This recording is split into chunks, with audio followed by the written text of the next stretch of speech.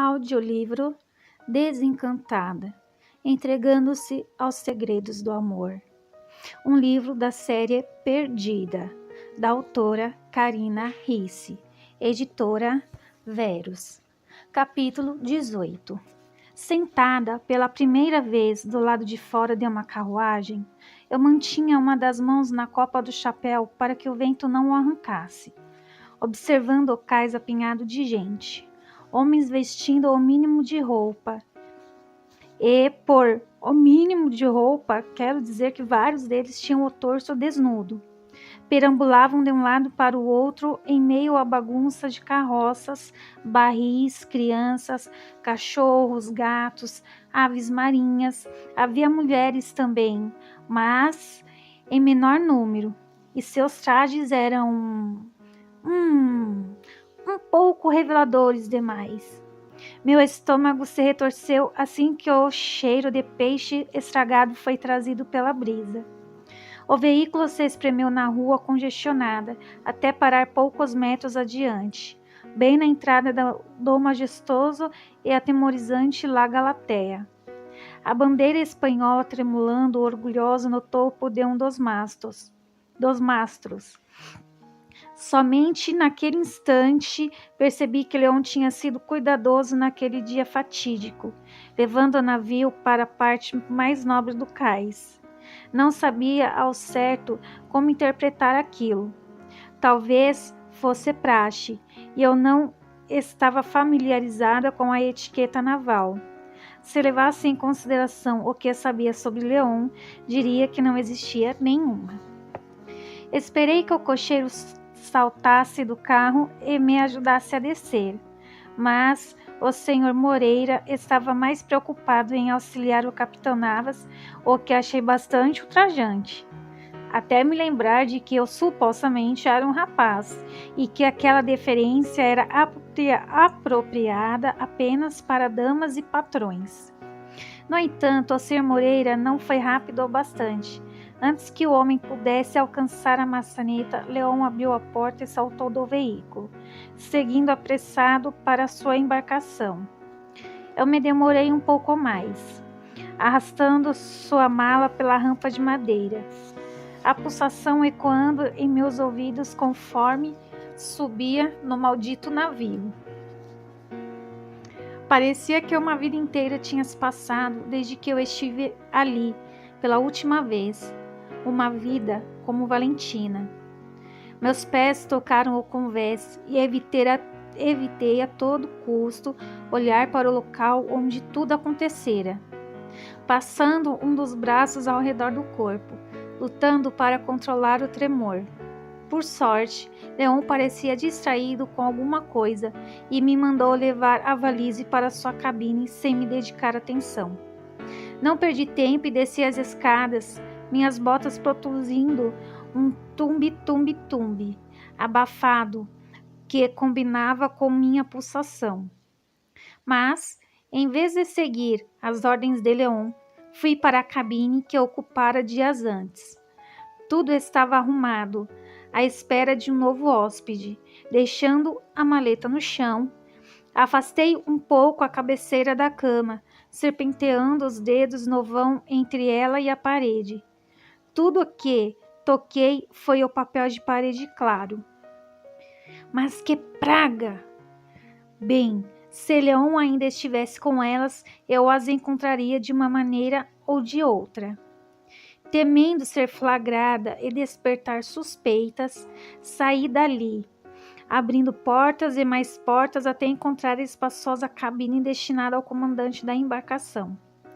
Acomodei a bagagem sobre a mesa redonda na antessala, a luz do sol entrando em abundância pela porta lateral, que dava para um balcão.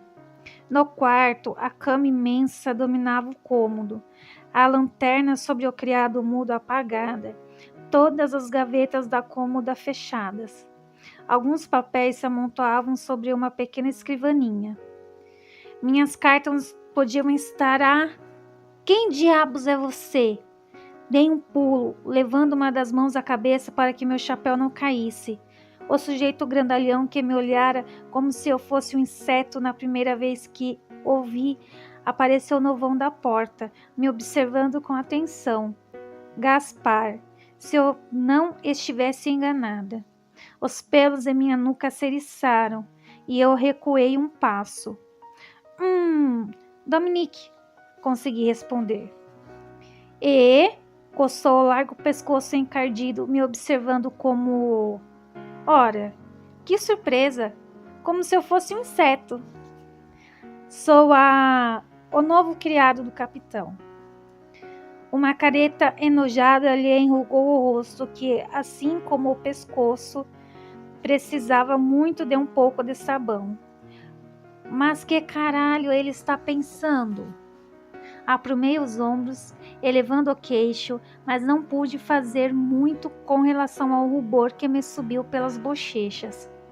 Não é educado e tão pouco eficiente usar esse tipo de linguagem, senhor. Você parece uma mocinha falando desse jeito. Ele trouxe o rosto raivoso para perto do meu. Não me atrevi a piscar, embora os olhos lacrimejassem com seu bafo ardido de álcool. E mocinhas não são permitidas em navios. Trazem azar, sobretudo para as próprias mocinhas. Ele estava me ameaçando? Ou será que fazia alusão ao que acontecera com a noiva do capitão Navas? Com as duas noivas, corrigi. Será que aquele sujeito que me causava calafrios sabia alguma coisa sobre o que tinha acontecido comigo? Santo Deus! Ele poderia ser a chave para que eu fizesse justiça. Só havia um problema. Ele parecia disposto a me odiar. O senhor tem razão. Deixei a voz mais suave. Eu me excedi. Peço desculpa. Gaspar revirou os olhos. Continua se comportando como uma mocinha. Trate de fazer algo útil. Já me cansei de olhar para você. Ele me empurrou para fora da cabine com pouca cortesia. Suma da minha frente, ou que Deus me ajude. Bem, já que ele pedia com tanta educação, e estava tudo bem, eu encontraria outro marinheiro, um bem educado e menos fedorento, que pudesse me dar alguma informação sobre aquela noite ou o paradeiro das minhas cartas.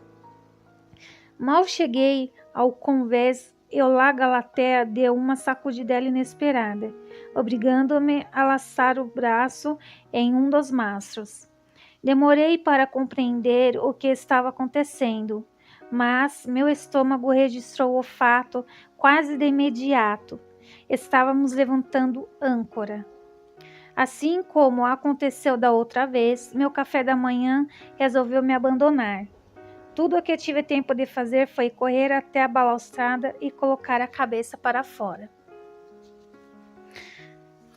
Eu ia morrer. Dessa vez eu não ia sobreviver. Não sei quanto tempo eu fiquei debruçada sobre a grade de proteção do navio. Podiam ter sido minutos, horas ou séculos. O enjoo não diminuiu. Ao contrário, pareceu se intensificar a cada instante. Sem mais nada para botar para fora, deixei o corpo escorregar pela balaustrada, me sentando no convés. Cerrei os olhos, lutando para que aquela sensação passasse. Um tuque suave me fez erguer as pálpebras. Por entre a franja e a aba do chapéu, divisei um balde de madeira e as botas caras do meu ex-noivo. Logo em seguida, uma garrafinha pairou a centímetros do meu nariz. — O que é isso? Perguntei desconfiada. — Algo que vai tirá-lo desse inferno. Ele a sacudiu de leve, incitando que eu a pegasse. Bem, como naquele instante eu preferiria beber veneno a continuar naquela agonia, aceitei, tomando cuidado para que meus dedos não tocassem os dele. Alguém o chamou. Enquanto o leão ia falar com o rapaz de cabelos espetados, destapei o frasco e cheirei. Argue! Afastei a garrafinha, piscando para me livrar das lágrimas. A bebida tinha cheiro de perfume. Eu não ia beber aquilo, de jeito nenhum. Estava resolvida a não chegar perto daquela garrafa. até uma nova rodada de enjoo me levar ao parapeito outra vez. Assim que a náusea deu uma trégua, inspirei fundo e experimentei o líquido. O primeiro gole desceu queimando, ameaçando fazer o caminho contrário. Entretanto, entorpeceu minha língua em segundos. Por isso, arrisquei uma segunda rodada, e uma terceira, e então várias até o torpor chegar ao estômago. Minha percepção sensorial também foi afetada. O mundo parecia menos barulhento, meus membros mais pesados e moles, a pele dormente. Mas era um preço pequeno a pagar para me livrar da náusea, não? Deixando-me cair no convés, apoiei a nuca na balaustrada, me distraindo com a movimentação no deck.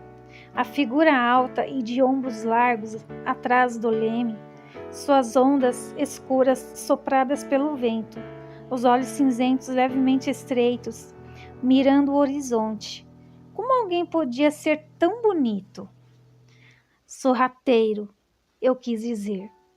Eram duas palavras fáceis de confundir, por causa da letra T. Ambas continham um T e dois Os. Sim, duas palavras muito semelhantes, de fato. Sorvi mais um gole da bebida perfume, precisando de duas tentativas para acertar a boca. Ainda admirando Leon. Devia ser a luz que o deixava tão belo. O sol refletia em tons dourados na pele morena. Os cabelos ganhando reflexos azulados, as íris cinzentas mais pálidas do que nunca. E a boca, a boca. Ainda me lembrava do seu gosto, do seu calor, da maneira como pisquei uma dezena de vezes, fitando a garrafa quase vazia em completo horror. Que raios era aquilo? Porque só podia ser a bebida, porque fazia eu pensar naquelas coisas. Por mais que o exterior de Leon fosse muito agradável aos olhos, por dentro ele era feio. Aquele homem tinha me empurrado daquele mesmo navio, logo depois de eu ter colocado um fim no nosso noivado, eu libertado de mim para todo sempre. Colocando tudo isso dessa maneira, Leon seria a última pessoa a ter algum motivo para se livrar de mim, pois já tinha se livrado de mim. Parecia redundante. Isso, é claro, se ele não estivesse de caso com minha madrasta. E meu cérebro entorpecido se apressou em me mostrar a cena do encontro dos dois como argumento. Miranda quase colando o corpo no dele, seus olhos sedutores e brilhantes, Leon a contendo pelo pulso, o olhar enojado e endurecido. Espera, o quê? Pela primeira vez desde aquela noite horrenda, permiti que a lembrança se desenrolasse por completo, sem o véu da raiva e da dor que eu sentira quando tudo acontecera. Deixei que ela se repetisse vezes sem conta, atenta a cada novo detalhe que surgia. Por exemplo, que Leon tinha o corpo levemente virado para o lado oposto ao de Miranda. Não havia dúvida quanto às intenções dela. Mesmo eu, com minha precária habilidade em reconhecer o jogo da sedução, entendi isso. Tudo em Miranda ansiava por Leon, mas ele parecia prestes a correr dela, não para ela. Comigo, todo o seu corpo procurava o meu, como se fosse incapaz de se manter longe. Refletindo agora, exceto por aquele primeiro encontro no armazém, notei que Leon sempre arrumava uma desculpa para me tocar, fosse um roçar de dedos, uma mão oferecendo apoio nas costas, o braço sempre pronto para me conduzir. Será que eu tinha entendido tudo errado? Não, de jeito nenhum. Eu o tinha visto se afastar da amurada depois de me empurrar para fora do barco.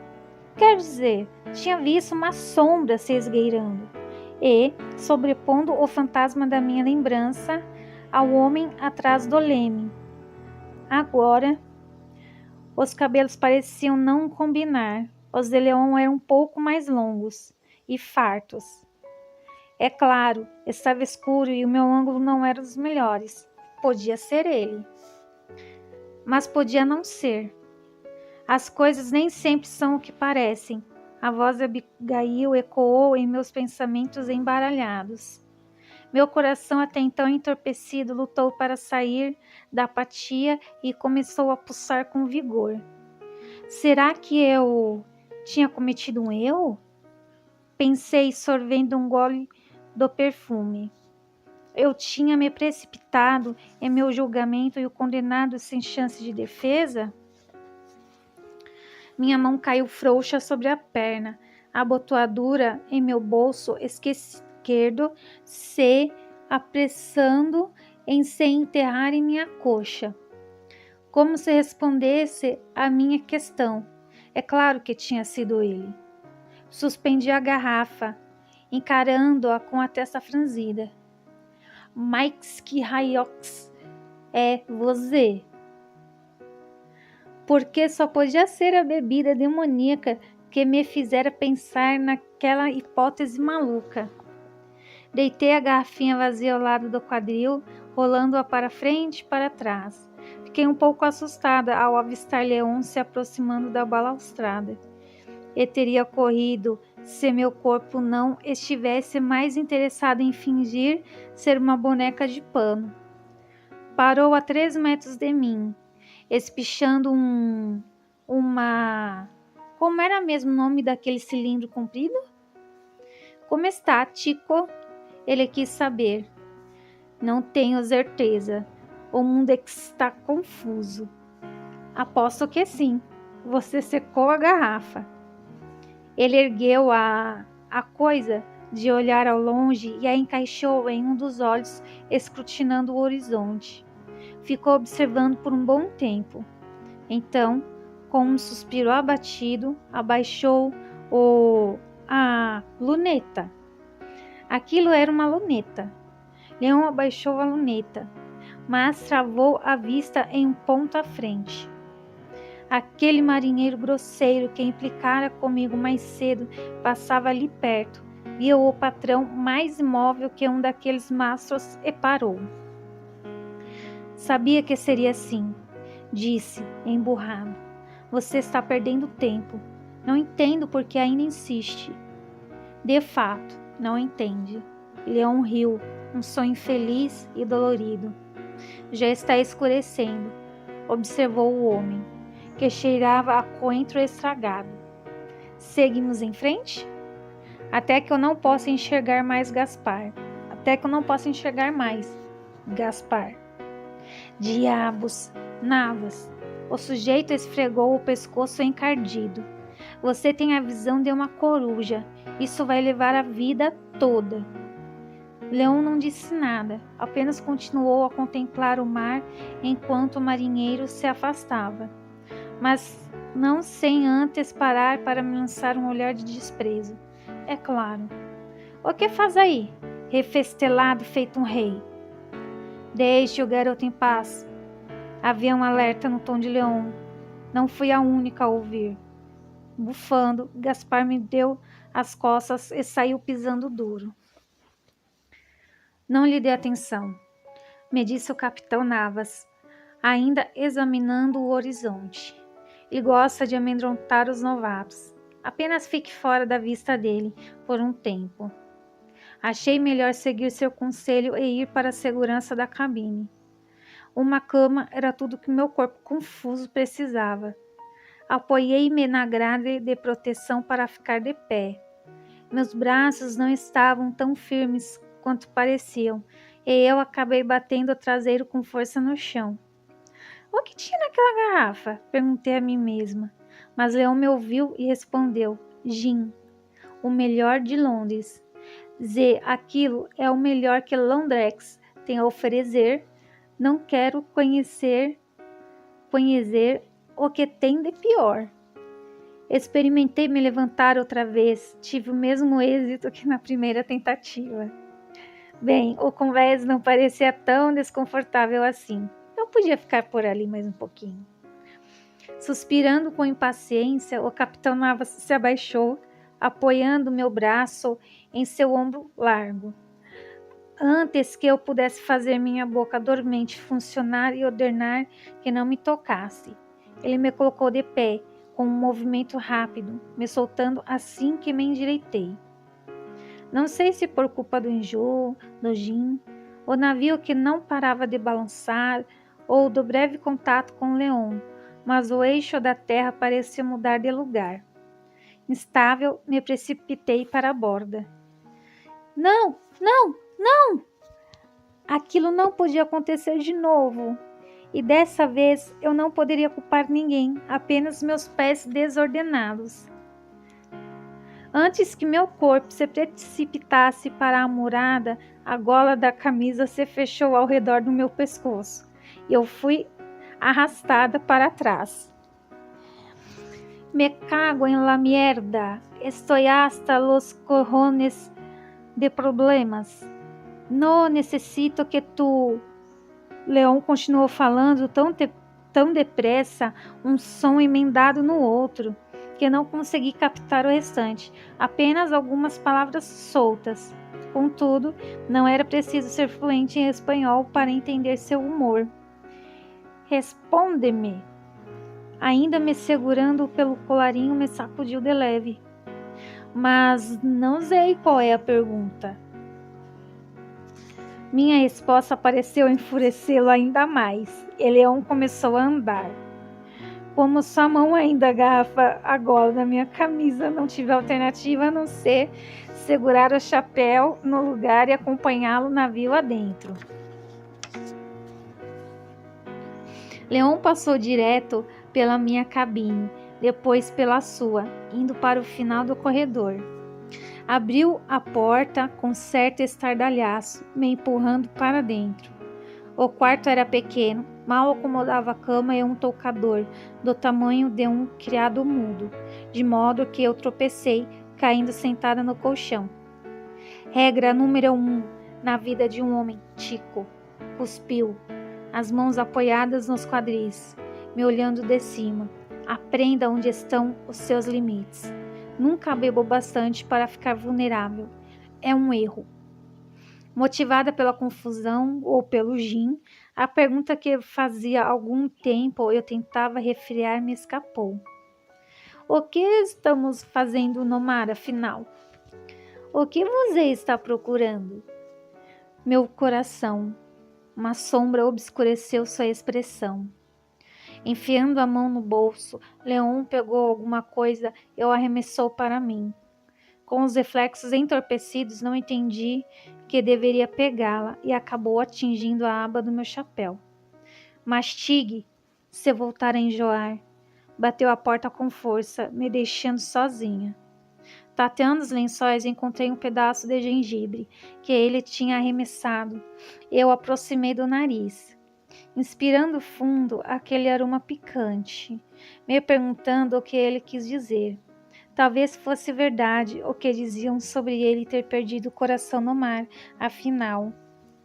Deixei-me tombar de encontro ao travesseiro e não pude deixar de pensar que, mesmo furioso, Leon tinha sido gentil comigo. Observando aquele Gaspar, longe, me ajudando a chegar à cabine e jogando a raiz em mim. Eu teria seguido aquela linha de raciocínio, mas o torpor fez meus pensamentos ficarem mais baixos, como se alguém tivesse diminuído o volume deles. Pareceu que apenas 5 minutos haviam se passado quando voltei a abrir os olhos. A água entrava pelo meu nariz, minha boca, fazendo meu peito arder. Eu me sentei na cama, afundando as mãos nos lençóis encharcados. Precisei de um instante para me situar e entender onde estava. Ainda no Lago Galateia. Assustada, olhei para baixo, para minhas roupas molhadas, como se uma onda tivesse invadido a cabine. Afastei a franja colada à testa, o pulso acelerado. Por Deus, o barco está afundando! Berrei. Não, só é hora de levantar, disse uma voz grossa. Esfreguei o rosto para secá-lo. Parei logo que uma pontada descomunal atingiu minha têmpora. Maldito Jim, maldito Leon. Assim que a dor atrás dos meus olhos aliviou, fitei a janela e o sol estava nascendo. Eu tinha dormido o restante da tarde e a noite toda. Confusa, observei ao redor da cabine e Gaspar estava a 1 metro da cama. Um balde agora fazia-o em uma das mãos, me encarando como se eu fosse algo realmente asqueroso. Como se atreve a entrar nos meus aposentos? Cuspi, indignada, puxando o travesseiro para a frente do corpo. Você é pago para servir, não para dormir. Saia já da cama, ou o próximo balde vai ser de água fervendo. Saia! Ordenei. Saia da minha cabine! Ou o quê? Vai começar a gritar? Bem, era exatamente o que eu tinha em mente. Foi o que pensei. Ele abriu um sorriso maldoso. Tire o rabo dessa maldita cama e vá cumprir suas tarefas. Então me deu as costas e saiu antes que eu pudesse pensar em uma resposta. Corri para trancar a porta, recostando-me a ela enquanto analisava minhas roupas. Porcaria! Eu só tinha aquele traje e agora estava ensopado. A parte da frente da camisa circulando em meu corpo, revelando a faixa que prendia meus seios. Maldito Gaspar, praguejei, começando a me despir.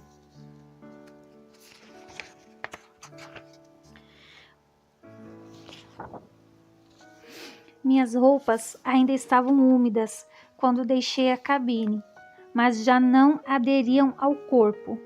Depois de passar quase 1/4 de hora torcendo-as, abotoei o paletó por precaução. Escondi os olhos com a franja e o chapéu e fui para a cabine do capitão, mastigando um pedacinho de gengibre, pois a náusea tinha retornado com força. Bati de leve na porta, nutrindo a esperança de que ele já tivesse se arrumado e saído e eu não precisasse atuar como camareiro. Eu não tinha certeza de quais eram as tarefas de um criado de quarto de um homem, mas desconfiava de que não podia ser muito diferente do trabalho de uma camareira. Esse pensamento me apavorava. Infelizmente, eu não estava com sorte, e a voz grave de Leon passou por debaixo da porta. Entre! Inspirando fundo, guardei o gengibre no bolso do paletó e adentrei a cabine do capitão Navas. 4 passos depois, estaquei debaixo do batente da antessala, como se meus pés estivessem enraizados no carpete verde. Meus olhos se arregalaram à medida que eu contemplava a banheira repleta de água, exalando vapores por toda a cabine, e, dentro dela, estava Leon, completamente nu.